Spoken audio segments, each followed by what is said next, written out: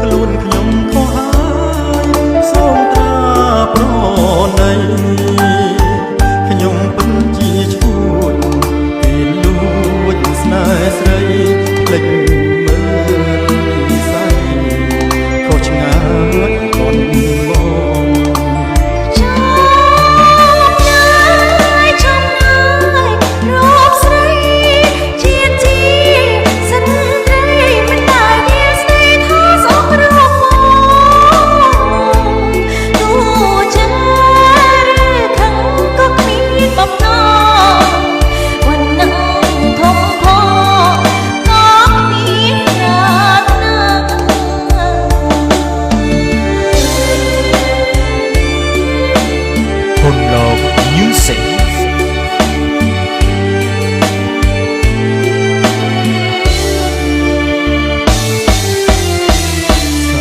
សប្បាយចិនបើពិតដូចឆ្នង